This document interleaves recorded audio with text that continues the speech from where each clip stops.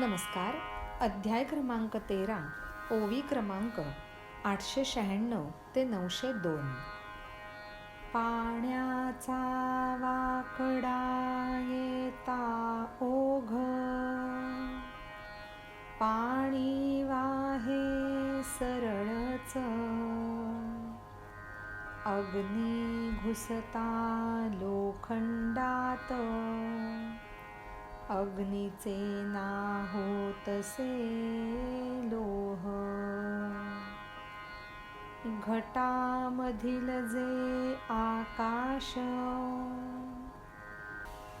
वेटोळे दिसे घटाकार, तसेच ते जे मठातील दिसतसे चौकोनाकार. तरी त्यातले अवकाश, बदलेना त्याचा आकार, तसेच होईना विकृत, ब्रह्म मिळता विकारांस. अर्जुना दिसते वरवर, ब्रह्मजात असते मन, मुख्य मुख्य ते इंद्रिय, सत्वादी गुणांसह. गुळाची ढेप असे गोड, परिगोडीस ढेपेचा न आकार, तसेच गुणेंद्रियात जरी ब्रह्म, ब्रह्मात नसती गुण इंद्रिय. तसेच रे कपिध्वज, दुधाच्या आकारे असे तूप, परी म्हणतात का दूध, असे तूप म्हणून. तसेच ब्रह्म ते विकारात, परी ते नाही विकार. जसे बुगडी हा एक आकार, परी सोने ते सोनेच. पाण्याचा ओघ जरी वाकडा आला तरी प्रत्यक्षात नीट पाहिलं तर पाणी हे कायम सरळच वाहत असतं. अग्नी जर लोखंडात घुसला तर अग्नीचं लोखंड कधीच होऊन जात नाही. घटामध्ये जे अवकाश असतं त्याचा आकार वेटोळा आणि घटाकार दिसतो. तसंच मठामधलं जे आकाश आहे त्याचा आकार चौकोनी दिसतो. आकार जरी बदललेला असला तरी मूळ अवकाशाचा आकार कधीच बदलत नाही. तसंच विकारांमध्ये सुद्धा ब्रह्म मिसळतं. अर्जुना वर असं दिसतं की ब्रह्म हे मनातही आहे, जे सत्वादी 6 मुख्य गुणांसह असलेलं इंद्रिय आहे. गुळाची ढेप ही गोड असते, पण कुठल्याही गोड चवीला गुळाच्या ढेपेचा आकार नसतो. तसंच गुण आणि इंद्रियांमध्ये जरी ब्रह्म असलं तरी ब्रह्मामध्ये गुण आणि इंद्रिय मुळीच नसतात. तसंच अर्जुना, दुधाच्या आकारामध्येही तूप सामावलेलं असतंच की, पण दुधाला आपण कधी तूप म्हणून ओळखतो का? तसंच ब्रह्म ते विकारांमध्ये दिसतं, पण ब्रह्मामध्ये विकार कधीच नसतात. बुगडी म्हणजे कानातला एक प्रकारचा दागिना, ह्याला एक विशिष्ट आकार असतो, पण त्याच्यामधलं जे सोनं असतं ते चोख सोनंच असतं. अध्याय क्रमांक 13, ओवी क्रमांक 896 ते 902. धन्यवाद. नमस्कार. अध्याय क्रमांक 13, ओवी क्रमांक 903 ते 910. मराठीत सांगता उघड उघड, म्हणजे सोप्या भाषेत. गुण इंद्रियांपासून ब्रह्म, वेगळे ते तू समज. नामरूप संबंधित, जात क्रिया आणि भेद. सर्वासया आकारमान, परिणसे ते ब्रह्मास. गुण कधीही नसती त्यास, एकमेकांचा नसे संबंध. परिगुणांचा होतो भास, त्याच्याच ठाई. म्हणून अर्जुना अज्ञान्यास, वाटते असे मनातून. ब्रह्मच करतसे धारण, गुणांना या. आकाश करते धारण, अर्जुना जसे ढगास. अथवा प्रतिबिंबास, आरसा करीतसे धारण. सूर्याच्या प्रतिबिंबास, धारण करते जसे जळ. अथवा मृगजळास, सूर्यकिरणे जैसी. वास्तविक संबंधान वाचून, निर्गुण असे ते ब्रह्म. विकारांस होतसे आधार, परंतु तेही भ्रामक.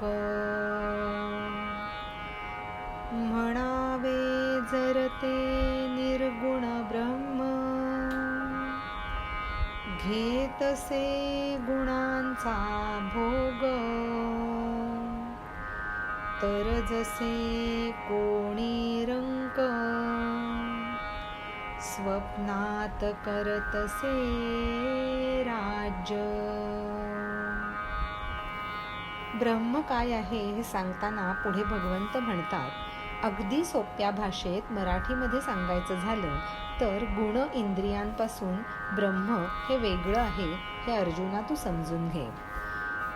गुण आणि इंद्रिय ह्यांना नाव, रूप, जात, क्रिया ह्या दृष्टीने भेद आपल्याला दिसतात आणि ह्या सगळ्यांना आपापलं आकारमान असतं, पण ते तसं ब्रह्माला नसतं. गुण कधीही ब्रह्मामध्ये नसतात, त्या दोघांचा एकमेकांशी कुठलाही संबंध नसतो, पण ब्रह्माच्या ठाईच गुणांचा भास होतो. आणि म्हणूनच अरे अर्जुना, अज्ञानी माणसाला असं वाटतं की ब्रह्मच सगळे गुण धारण करतं की काय. आकाश जसं ढगांना धारण करतं किंवा आरसा जसं प्रतिबिंब धारण करतं, तसंच ह्या गुणांचं ब्रह्माच्या ठिकाणी असणं असतं. सूर्याच्या प्रतिबिंबाला आपण पाण्यामध्ये बघतो, पण तिथे खरा सूर्य कधीच नसतो. किंवा मृगजळ आणि सूर्य आणि त्याचे किरण ह्यांचा जो संबंध असतो तोही एक आभासीच असतो. त्याचप्रमाणे गुण आणि ब्रह्माचा संबंध भासयुक्तच असतो. वास्तविक संबंधांवाचूनही निर्गुण असं ते ब्रह्म असतं आणि तेच सगळ्या विकारांना आधारभूत असतं, ही पण कल्पना भ्रामक ठरते. ब्रह्माला निर्गुण म्हणावं, पण असं म्हणलं जातं की ब्रह्मच सगळ्या गुणांचा भोग घेत असतं की काय. तर हे म्हणणं म्हणजे जणू काही एखादा रंक किंवा दरिद्री मनुष्य झोपी गेल्यानंतर स्वप्न बघतो आणि त्यामध्ये त्याला असं वाटतं की आपण अख्ख्या रयतेचे राजे झालेलो आहोत. अध्याय क्रमांक 13, ओवी क्रमांक 903 ते 910. धन्यवाद. नमस्कार. अध्याय क्रमांक 13, ओवी क्रमांक 911 ते 918. बोलू नये म्हणूनच गुणांचा संबंध वा भोग, निर्गुण ब्रह्माच्या ठिकाणीच आहे म्हणून. अर्जुना रे तसेच अनेक अशा अग्नीतून एकच उष्णता भेदरहित, चराचरात तसेच ब्रह्म. अविनाशी आणि सूक्ष्म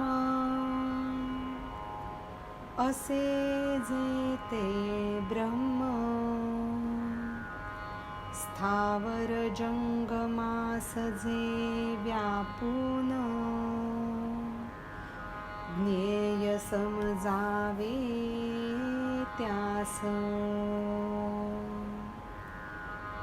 चराचराच्या बाहेर आत,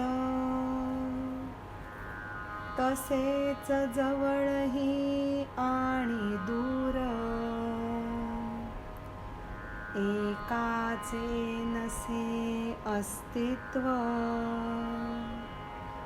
दुसऱ्या शिवाय. क्षीरसागराची गोड चव, मध्यावर अन काठावर, वेगळी असते का सांग, तसेच ते सर्वत्र पूर्ण. स्वेदजादी जे प्राणी मात्र, त्यांच्या प्रतिही जास, व्याप्तीस ज्याच्या नसे न्यून, असे ते ब्रह्म. श्रोत्यांचे भूषण तू अर्जुन, जरी पडले चंद्राचे प्रतिबिंब, एक वेळी कित्येक घागरीत, तरी होती का ते अनेक. मिठाच्या राशीत जे कण, एक सारखे ते खारट, अथवा कित्येक जे ऊस,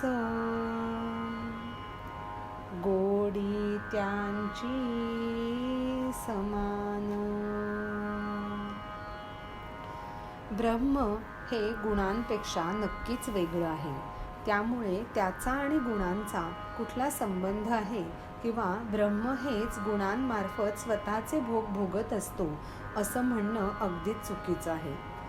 अरे अर्जुना, अनेक अग्नी असतात, पण त्यातून येणारी ही उष्णता ही एक समान भेदरहित असते.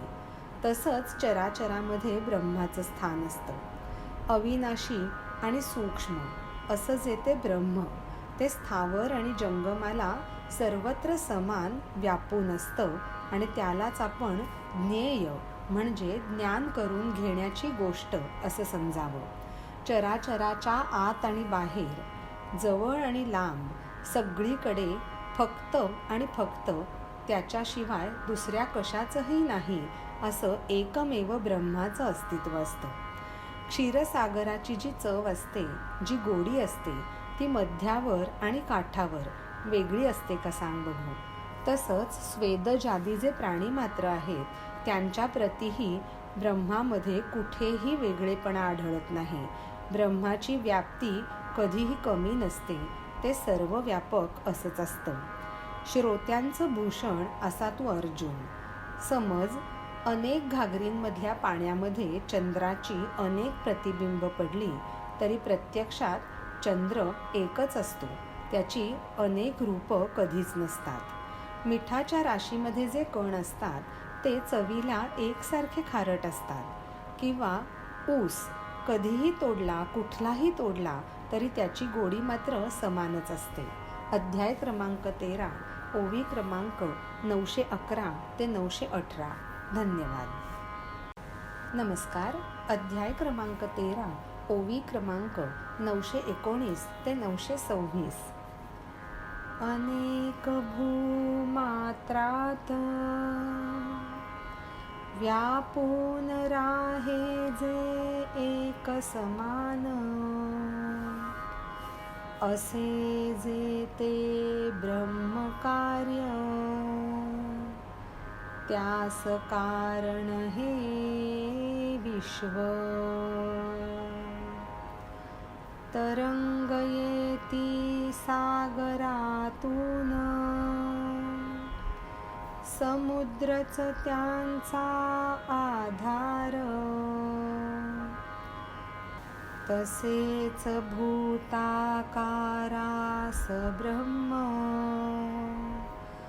आधार ते उत्पन्न करून. बाल्यतारुण्य वार्धक्यात एकच असते जसे शरीर, तसेच विश्वाच्या उत्पत्ती स्थिती लयात ब्रह्म राहतसे अखंड. पहाट दुपार संध्याकाळ क्रमाक्रमाने सरके दिवस, तरीही राहते जसेच्या तसेच, जसे आकाश. अर्जुना हे प्रियोत्तम सृष्टी उत्पत्तीच्या वेळेस, ज्यास म्हणती ब्रह्मदेव पालनकाली विष्णू हे नाव. लोपतसे जेव्हा जगदाकार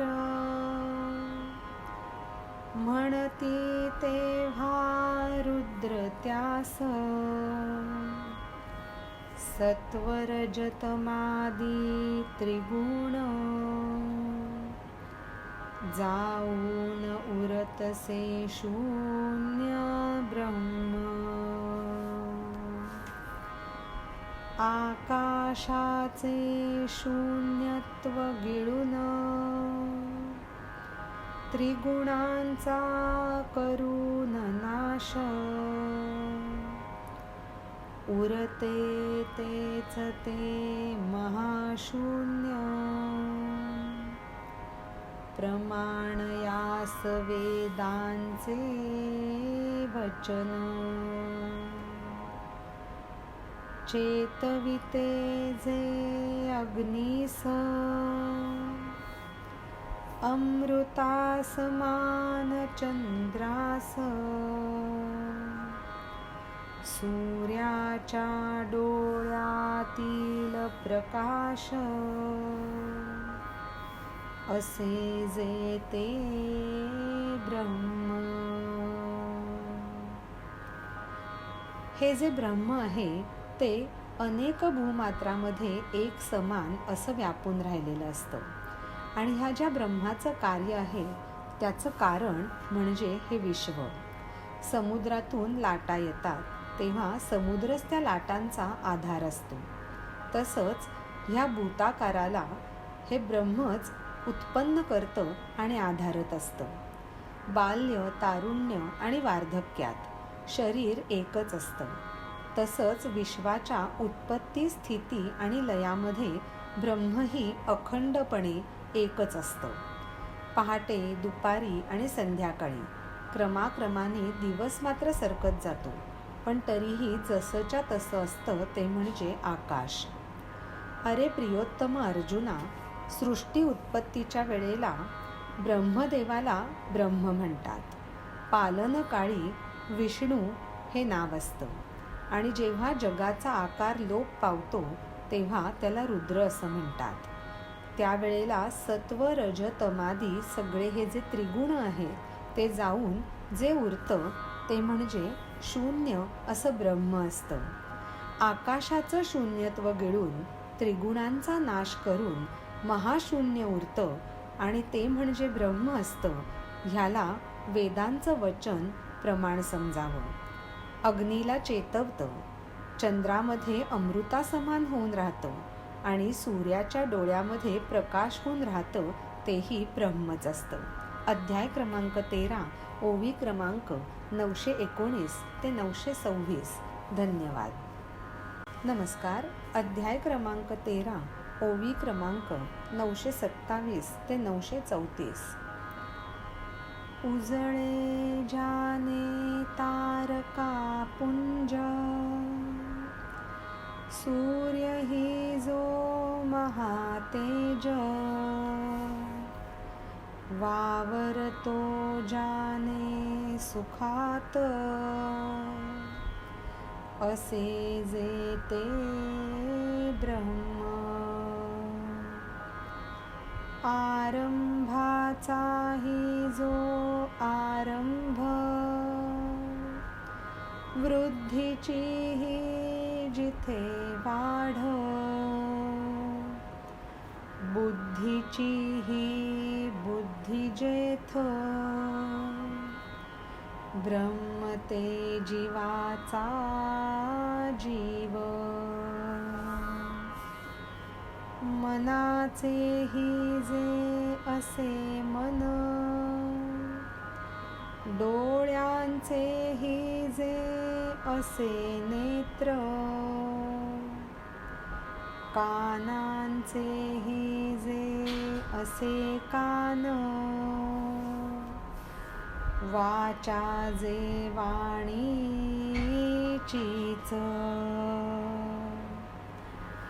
प्राणांचाही जे असे प्राण, गती वेगाचे जे पाय, कर्माचे घडणे अवलंबून, ज्याच्यावर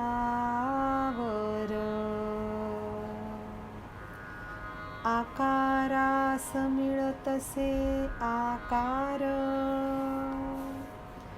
ज्या योगे विस्तारे विस्तार,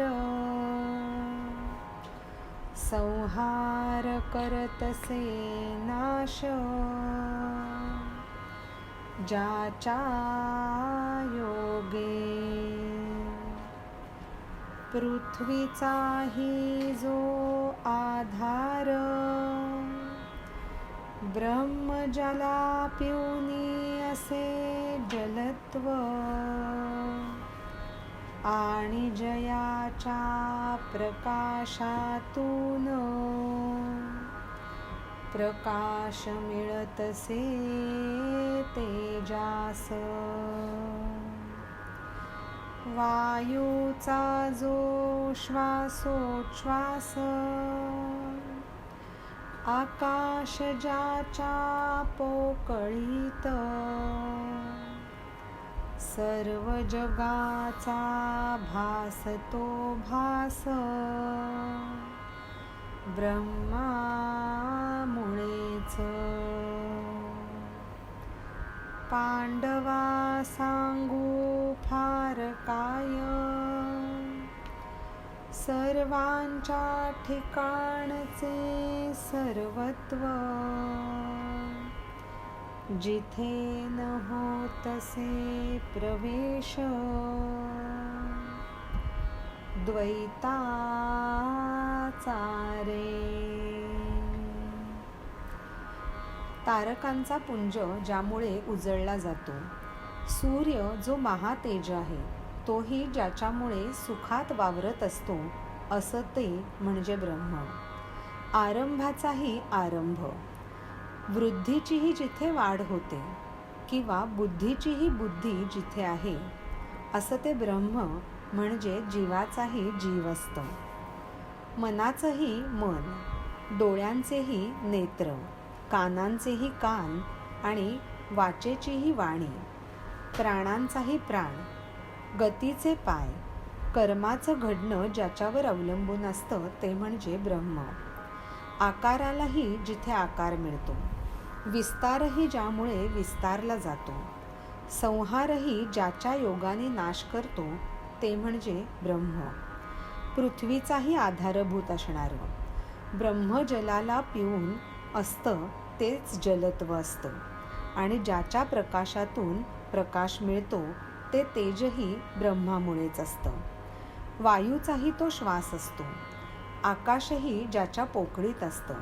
सर्व जगाचा भास जिथे भासतो तोही ब्रह्मामुळेच भासतो.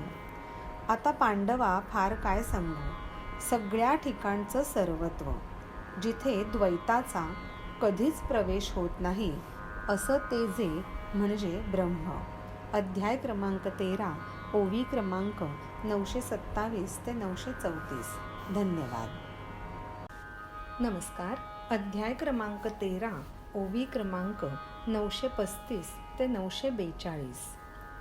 घडताच त्याचे दर्शन, द्रष्टा तसेच ते दृश्य. संपून जातसे द्वैत, होतसे तेथे ऐक्य भाव. मग तेच ते ब्रह्म, होऊन जातसे ज्ञान. ज्ञाता ज्ञेयतसेच ज्ञान, यांना समजते तेही ब्रह्म. पाटीवर मांडता हिशोब, रकमा होत जाती एक. तसेच साध्य साधन, ब्रह्मस्थानी होती एक.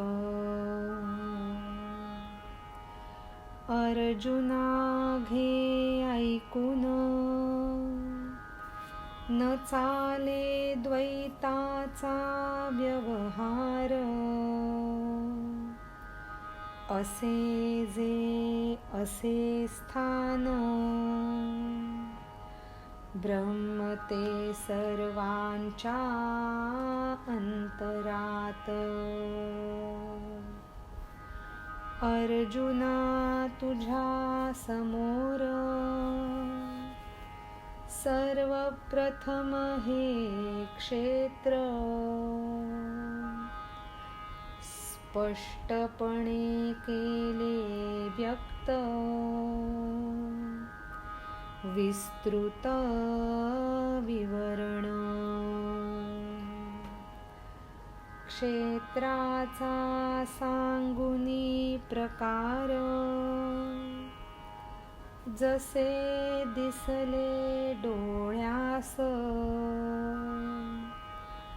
त्या रीतीने सांगितले तुझ, ज्ञान ते असे काय. अज्ञानाचे केले वर्णन, तुझ्या समोर कौतुकात. पुरे म्हणे तृप्त होऊन, बुद्धी तुझी. आणि अर्जुना आत्ताच विचारांच्या विस्तारात स्पष्ट केले ज्ञेय मूर्तिमंत.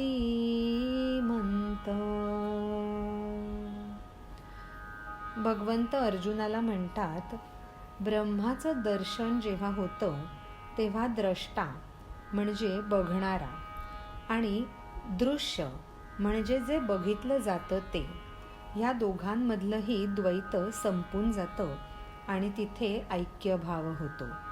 आणि मग तेच ब्रह्म जणू काही ज्ञान होऊन जातं.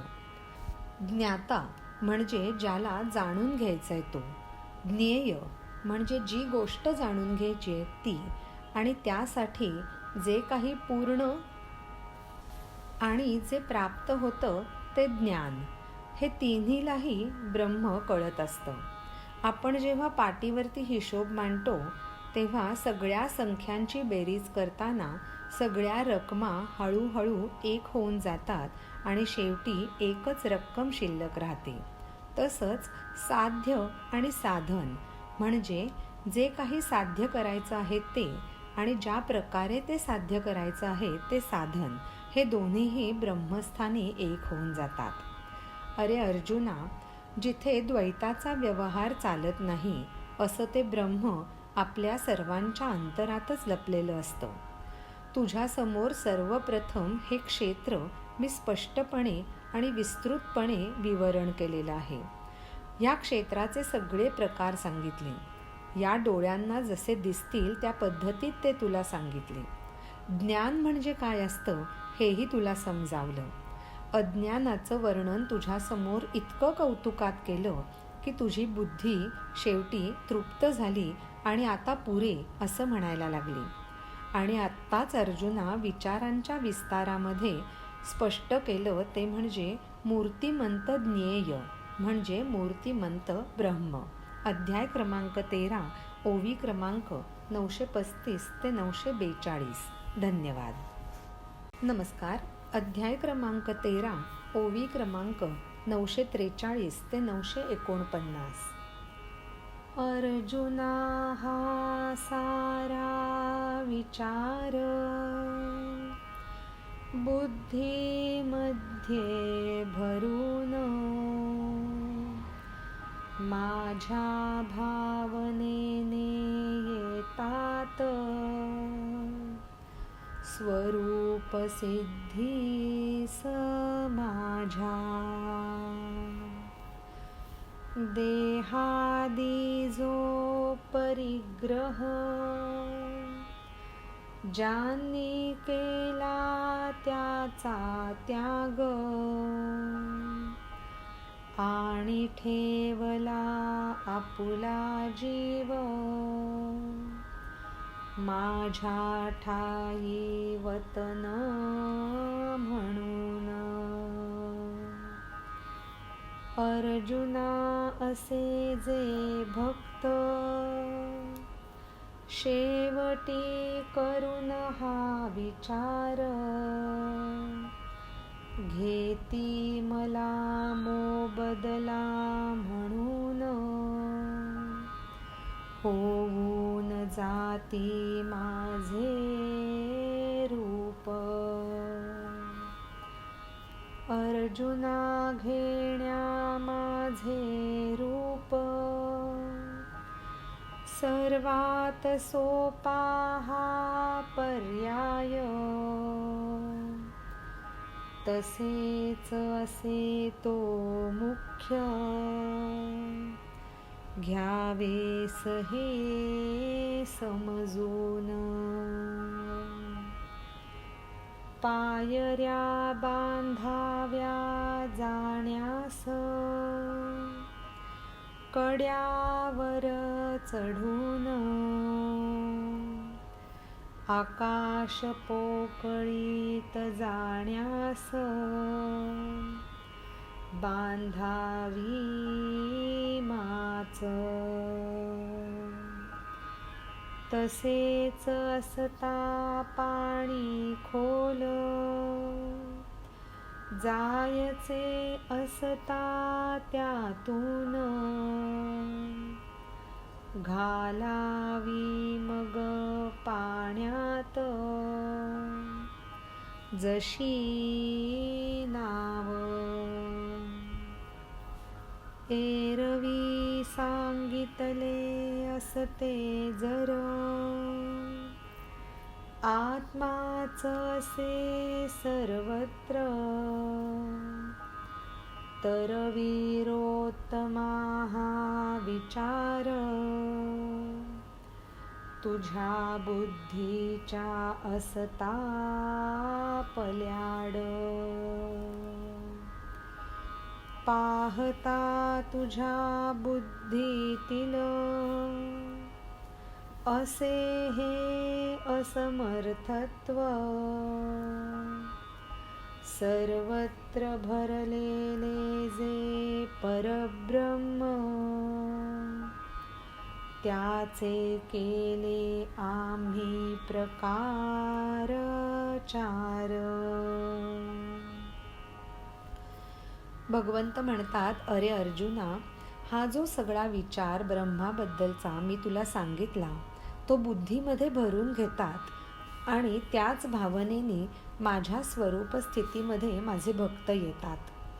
देहादी सगळं काही त्यागतात आणि आपला स्वतःचा जीव माझ्या ठायी वतन म्हणून ठेवतात. अर्जुना, असे जे भक्त असतात ते शेवटी असा विचार करतात आणि मोबदला म्हणून माझंच रूप होऊन जातात. माझं रूप घेण्यासाठी सगळ्यात सोपा पर्याय आणि तोही मुख्य हाच आहे हे तू समजून घ्यावंस. जसं कड्यावरती चढण्यासाठी पायऱ्या बांधाव्या, आकाशाच्या पोकळीत जायचं असेल तर माची बांधावी, आणि आता पाणी जर खोल असेल आणि त्यातून जायला हवं असेल तर पाण्यामध्ये नावेत बसून जावं. एरवी जर मी तुला असं सांगितलं असतं की आत्मा हा सर्वत्र आहे तर ते तुझ्या बुद्धीच्या पल्याडच असतं, आणि तुझ्या बुद्धीतलं हे असमर्थत्व कळल्यामुळेच सर्वत्र भरलेलं जे परब्रह्म असतं त्याचे मी 4 प्रकार केलेले आहेत. अध्याय क्रमांक 13, ओवी क्रमांक 943 ते 949. धन्यवाद.